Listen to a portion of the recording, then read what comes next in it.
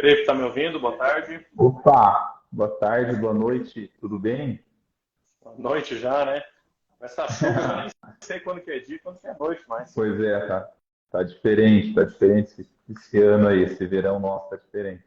Bateu um pouco Pois para é. entrar aí, pelo jeito, Oi? na live. Se bateu um pouco para entrar na live aí ou não? É, sim, hoje foi meio difícil aí. Parece que eu tava entrando, tentando entrar, não conseguia, tava difícil. Agora foi. Instagram, às vezes prega umas peças, mas vem na hora do ao vivo, né? É isso aí. Então tá bom, doutor. Então estamos aí, vamos fazer a nossa terceira live hoje, né? Sobre o tema de planejamento sucessório, né? Então a gente já conversou aí sobre hipóteses de sucessão, já abordamos as principais, né? E estamos dando uma detalhada agora sobre holding. Na última live a gente falou o que era holding, né? O que ela é, por que ela é utilizada no planejamento sucessório. E hoje vamos entrar um pouco mais a fundo aí, né, para o pessoal entender de fato como que é feito o planejamento sucessório através de uma holding, como que a holding, qual que é o papel dela dentro da sucessão, né, como que ela é usada, né? É isso aí. Eu acho que, além disso que você falou, de como que ela é utilizada, eu acho que como a gente pretende falar hoje, deixar bem claro, para quem tem algumas dúvidas de como funciona a holding, quais são os serviços que a holding presta para os seus sócios, né? Porque quando a gente monta o sistema, e a gente já falou isso nas outras holdings, que a holding ela é um sistema, não é simplesmente uma pessoa jurídica, uma empresa.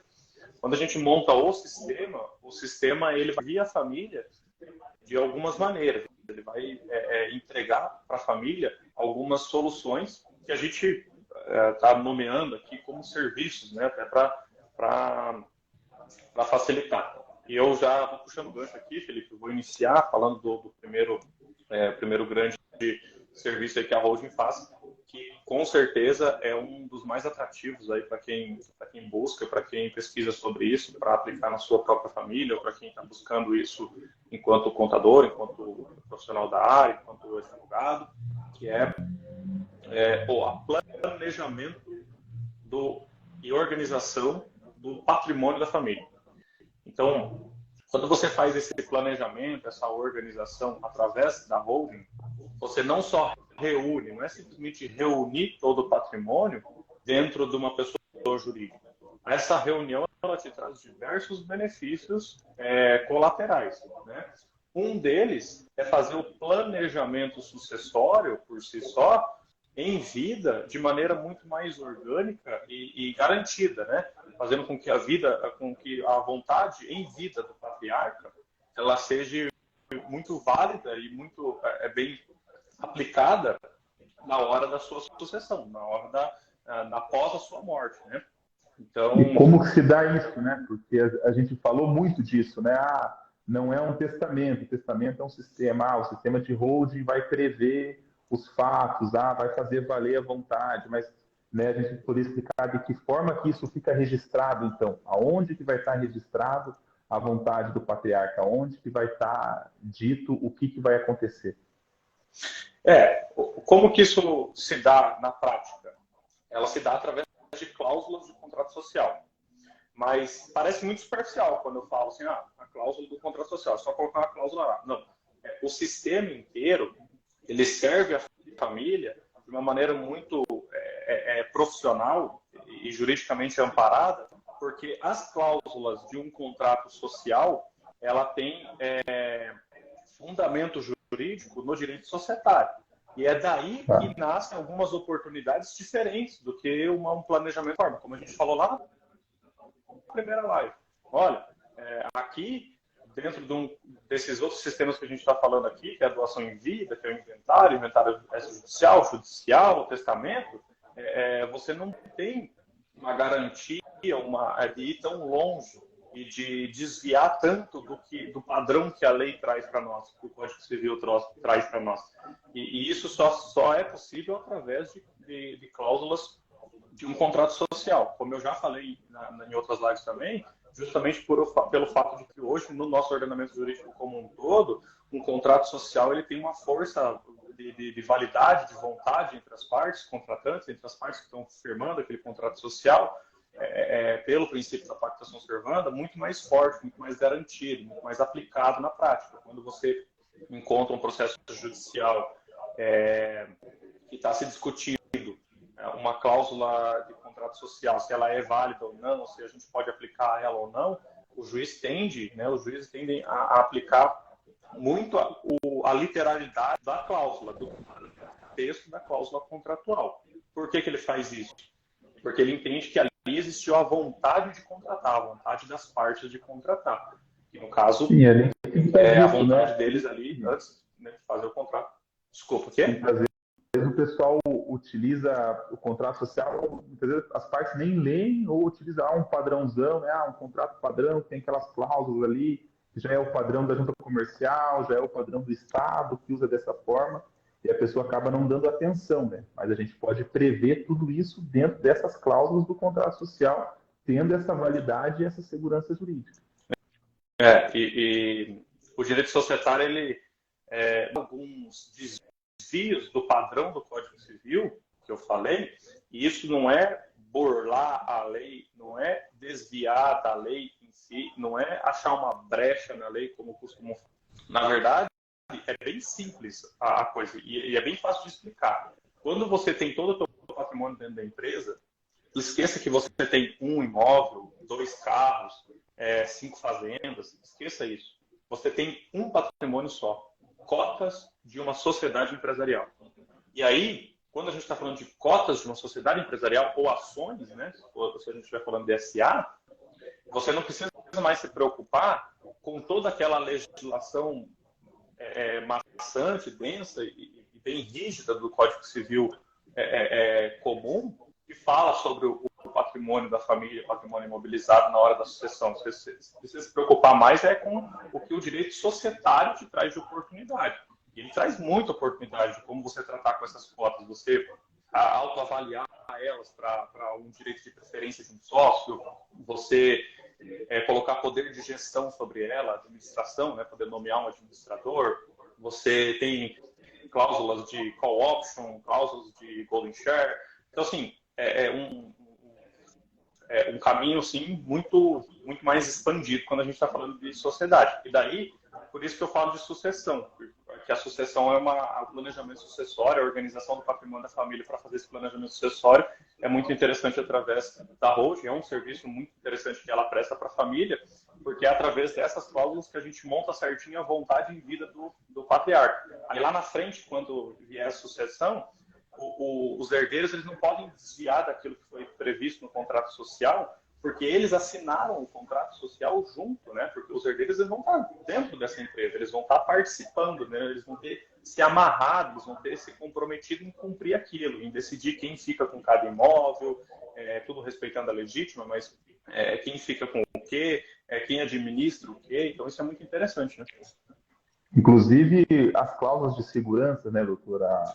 O usufruto vai estar previsto lá, a própria call-option, que você já falou também, né? Todas essas opções vão estar todas lá no contrato social. Vai ser assinado o contrato social da empresa por todos os sócios, então eles já concordaram com tudo aquilo e aquilo tem validade. Não é algo que vai precisar ser discutido novamente lá na frente. Não, aquilo está definido e é só executar o que está previsto ali. E está definido o planejamento mais íntimo da família, está definido, inclusive, de forma mais privada, mais confidencial. Né? Porque a gente vai trabalhar esse tipo de acordo dentro de um contrato, muitos desses acordos, né, entre os patriarcas e os herdeiros, dentro de um acordo de acionistas, né, um memorando de entendimento, tem vários nomes para isso, mas um acordo de acionistas, que é um documento muito privado, né? Ele é um documento que pertence à sociedade e ele não está registrado publicamente num órgão, né, que é o que acontece com o contrato social. O contrato social da empresa, de qualquer empresa, qualquer um pode se dirigir até a junta comercial e pedir uma cópia dele. Pode chegar e falar assim, quero uma cópia desse contrato aqui, vai tirar uma cópia, está lá na junta comercial. Várias pessoas têm acesso a isso, vai poder ver o que diz lá. Já o acordo de acionistas, esse aqui é um contrato que a gente vai fazer, vai prever todas as coisas que já foram discutidas anteriormente, mas ele é um contrato de gaveta, que muita gente chama, né? Um contrato que ele vai estar arquivado e vai estar de poder da família, vai estar de poder da empresa, e não público, exposto para que qualquer um possa ver e discutir ele, né? Exatamente isso. Isso. E até a SA, né? Embora, vamos falar assim, a lista de acionistas, por ser uma sociedade anônima, ela não vai estar lá. Não obrigatoriamente vai estar lá pública para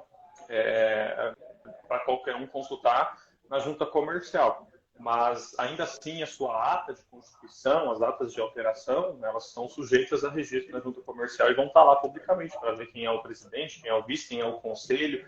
Né, dependendo de como for a família, se ela não quer expor, se ela quer exposição zero, o melhor caminho é esse documento. Como você falou, você que atua aí como contador, você sabe que tudo que você faz registrar na junta. Depois que está registrado na junta, o seu trabalho, teoricamente, acabou. Você já venceu aquele auto de alteração de contrato social. Tá? Só que o memorando de entendimento ele é muito particular, muito privado da família. Logo, ele não vai ter essa exposição. A família não vai ter essa exposição de terceiros ver ali qual que é o planejamento deles, qual que é a organização deles, quem vai ficar com o quê. Uma coisa muito privada, né? Então, é uma vantagem também que a gente enxerga. Uhum.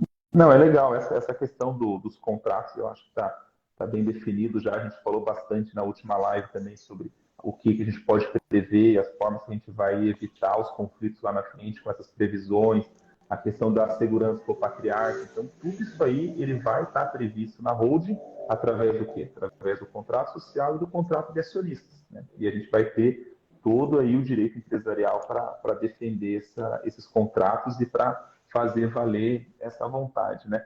Agora, uma outra coisa também, doutor, que eu queria abordar na live de hoje é sobre as economias da holding no quesito ali do ITCMD, principalmente, que é a principal, né? Conforme eu disse ali na última live, a gente muito se fala de organização, de planejamento, de segurança, mas quando a gente fala de economia, é ali que brilha o olho da família, né? Ali que eles veem que realmente vale a pena. Vou fazer uma holding. Por que eu vou fazer uma holding? Segurança, organização. Não, mas eu vou ter economia financeira e grande, vai ser bastante. Eu vou conseguir economizar bastante. Também é esse caso que muitas famílias às vezes chegam tarde. Dá para fazer uma holding? Meu pai morreu ano passado. Ontem? Não. Faz meia hora? Não.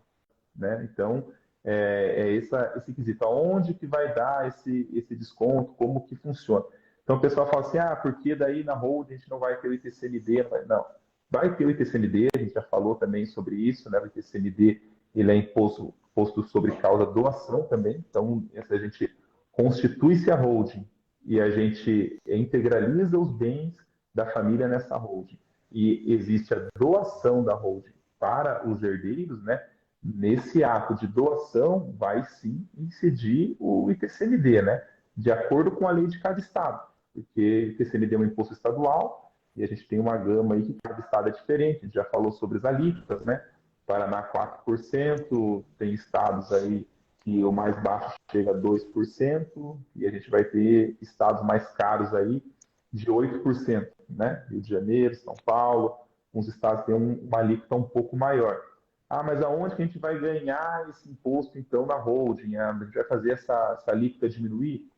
Não necessariamente. A gente pode também trabalhar com uma estratégia, como cada estado tem uma alíquota diferente, a gente pode sim constituir essa holding numa estratégia de tentar o melhor benefício para essa família em um estado onde a alíquota seja menor. Mas não é aí que vem a redução do ITCMD, não é só aí.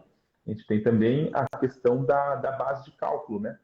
Para quem é mais acostumado com contabilidade, apuração de imposto, a gente sabe que o número, a gente tem um percentual, mas nós temos uma base de cálculo onde a gente vai aplicar esse percentual, né? E o grande case aí que acontece na holding é que quando a gente fala de herança, a base de cálculo é o valor venal do imóvel, o valor que está lá. E ainda existem discussões, muitas vezes, entre os herdeiros, esse valor é até elevado da realidade numa tentativa aí de ganho na hora da divisão dos bens, né? E na holding a gente consegue trazer como base de cálculo o valor histórico desses bens, né? Mas o que é o valor histórico? É o valor que foi pago no bem. Ah, eu comprei uma casa em 1980, naquela época lá, paguei, está lá na minha declaração de imposto de renda já corrigido por real, porque veio também do Cruzeiro e tal, está lá por R$ 90.000. Essa casa hoje vale 2 milhões. Então a gente vai conseguir trazer essa casa pelo valor de R$ 90.000, né? A gente sabe aí que a atualização do imobiliária é muito alta, né? Então, foi em 1990, mas posso falar aqui de 2019 para cá, a gente já teve uma boa alta. Então, eu paguei esse valor na casa. Esse é o valor histórico dela, né? Então, qual que é o valor que a gente vai conseguir usar de base de cálculo no ITCMD? É esse valor aí. E isso, assim, eu estou falando aqui de imóveis, né? A gente fala que cada família tem uma estrutura diferente, cada caso é um caso, estrutura patrimonial, como que isso tudo se dá. Em casos aí de atividades operacionais, de comércio, indústria, até mesmo rural, a gente consegue diminuir ainda mais. Eu já não estou mais falando de imóvel, né? Mas aí a minha indústria lá, o meu comércio, ele não tem valor histórico, né? Qual que vai ser o valor? Dessa forma, também é possível fazer um planejamento onde a gente vai reduzir ainda mais esse TDI, né? Então, esse TCMD, desculpa. Então é isso, né? A gente consegue reduzir o imposto. Aonde que é dada essa grande economia? Vai ser lá no TCMD. A gente chega a casos aí de falar em 10 reais, reduz em 10 vezes o TCMD. Nossa, mas por que reduz tanto assim? O que está fazendo de diferente? Porque é outra lei, é outro imposto? Não, é o mesmo imposto, mas é a base de cálculo que está sendo alterado na forma como foi constituído. Então, assim, quando a gente planeja, né, a gente está se programando para estar fazendo isso. Então, existe um planejamento, existe uma estratégia, todo o sistema é montado para que isso seja possível. Quando não existe o planejamento, a gente tem que simplesmente aceitar aquilo que está ali naquele momento, né? Então, por isso que a gente tem esse ganho do ITCMD aí, né? E daí, Felipe, pode eu seguir. vou fazer um parênteses aqui, porque a gente já falou isso nas duas lives, eu vou repetir para ficar registrado em todas que a gente fizer, que essa aliança de advogado-contador, ela é essencial. Porque, veja bem, você falou ali de alguns outros ganhos que a gente tem, ficou bem clara a parte do ITCMD, que a gente não vai mudar a alíquota, porque a alíquota que cada estado tem a sua, você não tem como mudar o que está na lei. Né? Falar lá, reduzir o percentual que está na lei. Você tem que seguir o que está na lei. A gente muda a base de cálculo, ótimo. Mas aí, quando a gente tem pessoas jurídicas, atividades econômicas, que estão sendo envolvidas nessa holding, como que a gente reduz, né? Fazendo um planejamento tributário para elas, que dentro desse planejamento tributário, na hora dela integralizar dentro da holding, a família vai ter um ganho também para reduzir aí o ônus com o ITCMD. E isso é uma estratégia que ela não vem da advocacia, ela vem da contabilidade. E é por isso que existe essa aliança. Porque isso é um jogo lícito de tramitação de patrimônio de uma forma que você consiga reduzir a tua carga tributária. E lembrando, uma vez eu vi um professor falando sobre planejamento tributário, que parece, quando a gente está falando em você vai economizar imposto, parece que a gente quer burlar a lei, que a gente quer fazer, não aplicar a lei, né, dar um golpe no Estado. Não é isso. O planejamento tributário, a palavra planejamento tributário, ela está nos livros dos maiores doutrinadores, das pessoas que estavam lá na hora da Constituinte e da Constituição Federal. A planejamento tributário não é algo que o fisco, ou o Estado, ou o governo federal, que seja, vê com maus olhos. O planejamento tributário Não é feio, não é feio planejar. Não é não feio é fazer, feio é uma coisa economizar. boa. Né? O nosso sistema tributário é tão complexo que ele depende desse planejamento. E é dentro desse planejamento que a gente consegue fazer essa construção de caminhos para gerar essa economia com o ITCMD através da empresa. Mas uma coisa interessante que você citou ali no começo também é a questão dos outros estados. Né? A gente não consegue mudar ali. Ótimo. Mas nós temos estados hoje que cobram metade do que cobra aqui no Paraná, de alíquota percentual. E aí a gente tem a figura do domicílio fiscal mais vantajoso, né? A gente consegue, de uma maneira jurídica e legal, novamente, constituir empresa no estado correto, levar o domicílio fiscal do cliente, da pessoa física para aquele estado também, sem ser necessário que o patriarca se mude. Saia do Paraná, saia do Rio Grande, pode ficar onde ele está, sem problema nenhum. Ou mesmo que ele precise constituir um endereço físico. Isso preocupa muita gente quando a gente começa a falar disso. Não quero abrir empresa em outro estado. Não quero ter que ir lá, não quero ter que tirar alvará em outro estado, não quero ter que... Não é necessário, né, doutor, isso? Não é necessário, é totalmente dispensável isso. O domicílio fiscal, a eleição dele, quem faz é a pessoa física, no caso é a própria pessoa física, você elege ele, não é necessariamente onde você tem a sua residência, a lei não traz isso, a lei só fala que você pode eleger ele. Então, você pode eleger ele no lugar que você quiser, o estado que você quiser. Inclusive, a gente tem clientes lá, que a gente já atendeu aqui junto, que está curtindo a sua aposentadoria lá em Balneário Camboriú, a gente espera que ele fique lá, que ninguém se mude, que ninguém se preocupe em fazer endereço em outro lugar, que fique lá. Nem para assinar um contrato. Totalmente desnecessário. Então, além da gente conseguir utilizar o valor histórico do patrimônio imobilizado, que tem previsão legal também, no próprio decreto do imposto de renda, além de a gente conseguir utilizar quando a família tem atividade econômica, empresas, a gente conseguir fazer uma estratégia tributária para que ela pague menos ITCMD também. A gente ainda tem uma terceira hipótese, caso seja viável economicamente para a família, a gente faz essa análise depois, ainda eleger um domicílio fiscal mais vantajoso para que ela pague um cálculo reduzido e uma alíquota reduzida. Então, isso é super interessante, é um baita de um serviço que a holding presta para a família, que é como você falou, é o caminho que geralmente onde geralmente as pessoas escolhem fazer a holding, porque é quando brilha os olhos de falar de dinheiro, né, de economia, de deixar de gastar. Até a viabilidade, né, doutor? Porque ele vai falar assim, vamos fazer o sistema de holding, vamos fazer um sistema, vamos gastar com o sistema, vamos constituir, vamos fazer isso tudo. Mas a gente tem que ter a viabilidade econômica disso, né? Nós vamos falar também para a família que ele está fazendo um planejamento, está todo preocupado com o patrimônio, mas também não vai se preocupar na hora do custo desse planejamento. Então, essa questão de ITCMD, ela traz a viabilidade econômica do negócio, para ele poder fazer tranquilo, falar, não, a gente vai ter um investimento, a gente vai ter um gasto, mas a gente vai ter de uma forma econômica, nós vamos ganhar esse dinheiro lá na frente, nós vamos economizar ele lá na frente. Né? Exatamente. E aí, passando para o terceiro item aqui, que é o terceiro serviço que a holding presta para a família, que a gente vai falar hoje, que ainda dentro do assunto imposto, ainda dentro do assunto ITCMD, que é o parcelamento. O ITCMD ele é um imposto de competência estadual, né? O ente federativo, o Estado, que institui ele através de uma lei orgânica estadual. O que acontece com essa legislação? Cada estado vai ter a sua, então a gente precisa analisar estado por estado, né?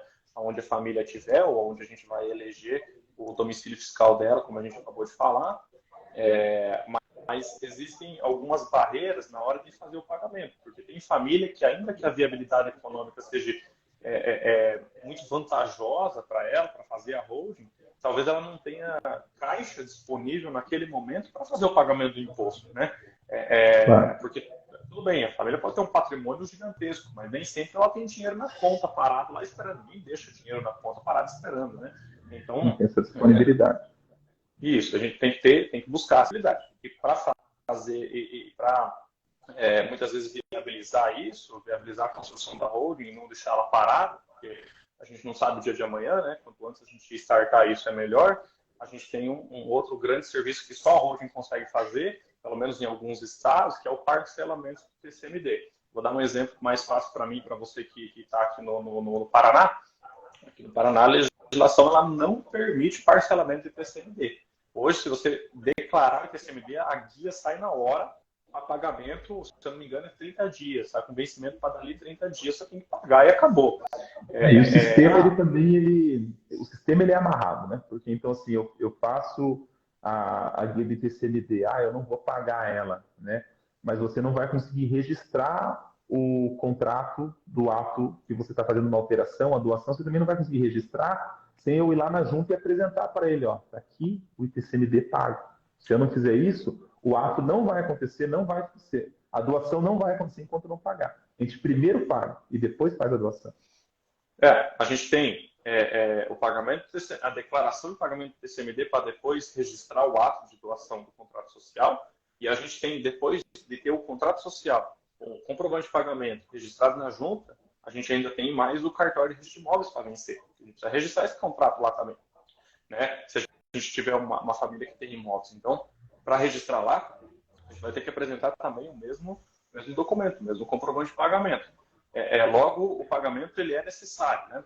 Mas como não existe uma forma na legislação estadual, pelo menos do Paraná, e eu acho que isso se aplica para praticamente todos os estados, são poucos os estados que têm sistemas de parcelamento, só através da holding que a gente consegue fazer um planejamento para conseguir parcelar o ITCMD e ainda assim fazer a constituição e o registro da holding.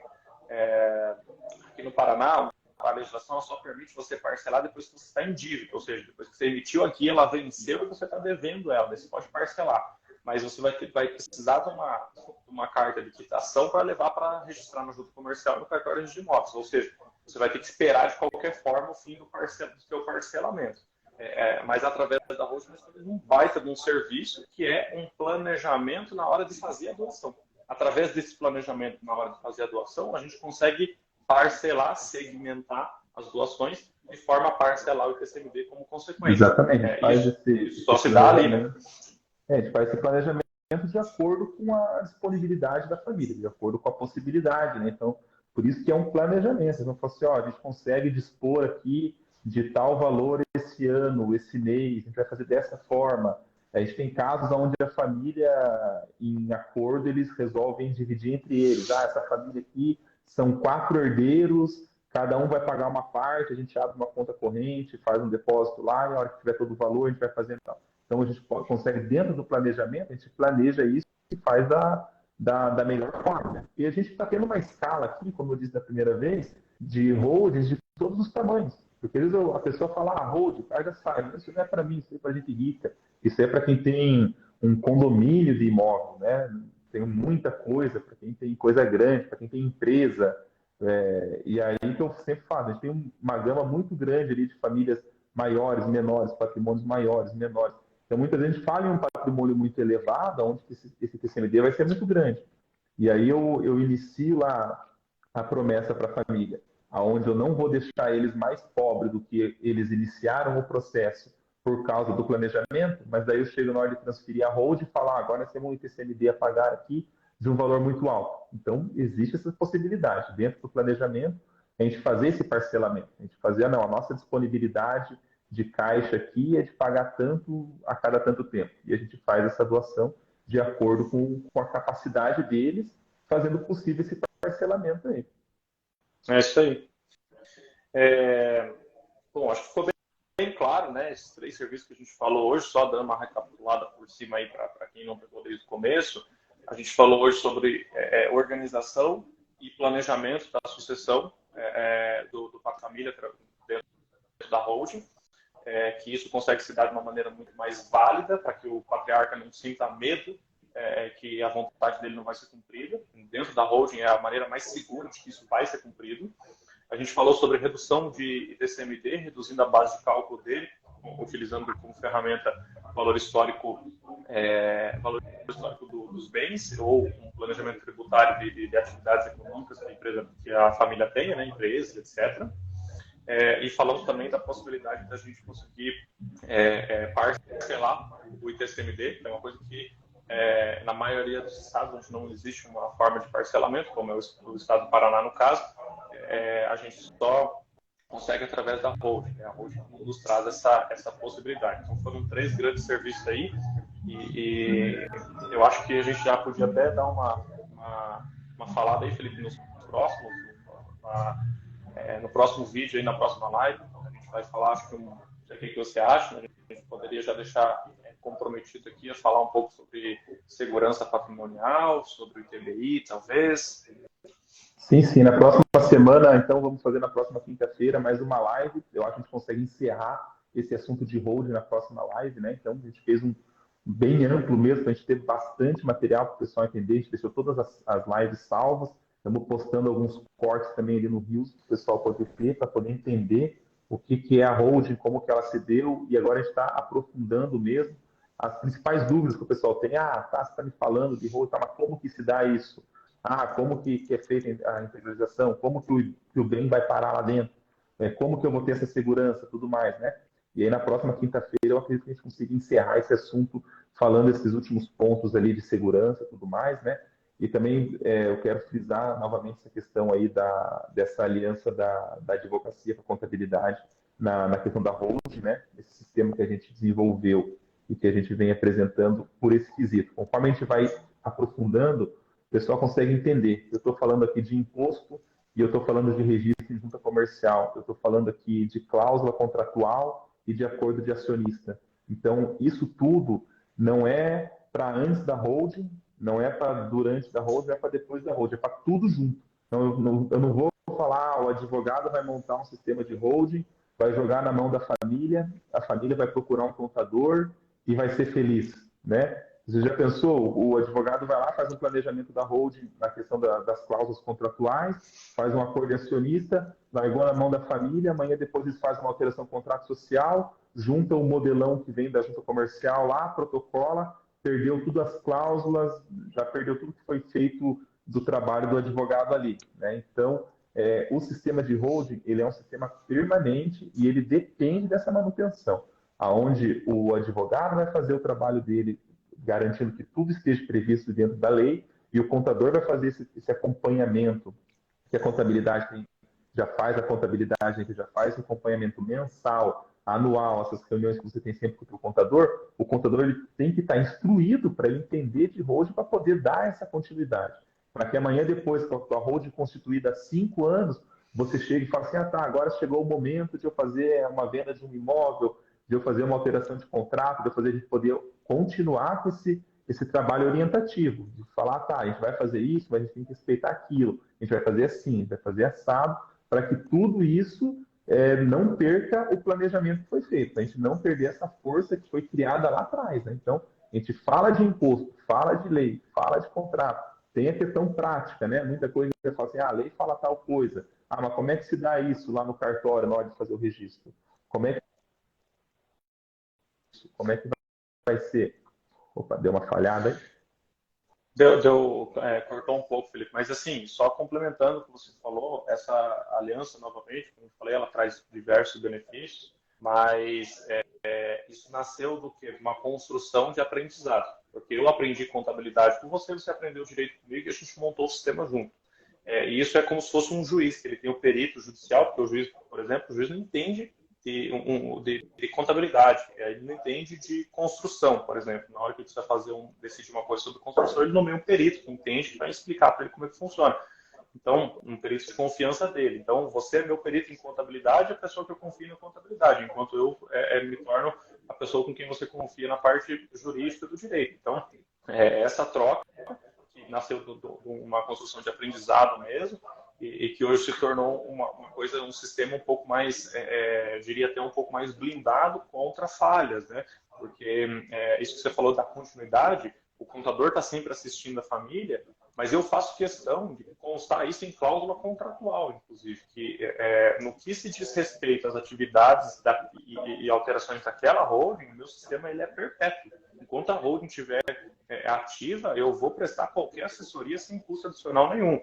Inclusive, muitos me procuram, tem famílias que têm atividades muito ativas mesmo, né? São atividades assim, várias atividades ao mesmo tempo, acabam se envolvendo em negócios, às vezes não propositalmente, mas acabam se envolvendo às vezes em um negócio ilícito, gera uma ação judicial, uma ação trabalhista, uma coisa assim que a holding acaba aparecendo. Eu faço questão de eu fazer a defesa, assim como já fiz algumas, e acabo muitas vezes até compartilhando algumas decisões judiciais com clientes que vêm me visitar aqui, para mostrar, olha, o meu sistema E o sistema que eu construí junto com o Felipe, junto com o Controgest, ele é um sistema que, na prática, ele funciona. Quer ver uma prova? Olha essa decisão aqui. Uma decisão judicial que foi proferida sobre uma holding que a gente construiu, um sistema que a gente construiu. Entendeu? Então, tudo isso é uma coisa assim, uma construção bem sadia, bem segura. Eu acho que só vem a somar nessa aliança. E vamos uma preocupação que a família tem de ter, né? Isso. Mas assim, ó, na próxima live da semana que vem, a gente tem um assunto bem controverso aí, que tenho visto bastante gente discutindo na internet sobre a imunidade do ITBI ou não. O Instagram, por exemplo, está cheio de coisa, cheio de gente falando sobre isso. Vai ser bem interessante a gente falar um pouco sobre a nossa visão sobre a imunidade do ITBI. E a nossa experiência, inclusive. Experiência prática, e eu acho que eu já até postei na minha página aqui uma defesa administrativa que eu fiz para um cliente relacionado à ITBI, com uma defesa administrativa, nada judicial, foi feita com base no entendimento que nós interpretamos, né? O entendimento que nós criamos da legislação federal, estadual, municipal, e da prática, né? Dos entendimentos simulados, dos repetitivos aí do STJ e do STF. Então vai ser interessante a gente trazer um pouco, eu vou trazer um pouco do aspecto jurídico, você um pouco mais do aspecto prático contábil, né? Mas vai ser interessante porque é um assunto bem controverso mesmo, bem controverso. Beleza, ficamos combinados então, doutor, próxima quinta-feira, dia 9, às 19 horas, aqui no Instagram, na nossa página, da forma que a gente vem fazendo. Fazemos aí que possivelmente será a nossa última live sobre planejamento sucessório. Última hold não, pelo amor de Deus. Vamos fazer a última live sobre holding, então, e finalizar de vez sanar todas essas dúvidas, né? Depois a gente vai ficar à disposição aí também, vamos abrir caixinha de pergunta para o pessoal tirar as dúvidas que tiver lá para entender, né? Então, até a próxima quinta. Até a próxima. Obrigado, Felipe. Obrigado, pessoal que acompanhou aí. Até quinta-feira. Boa noite. Até mais.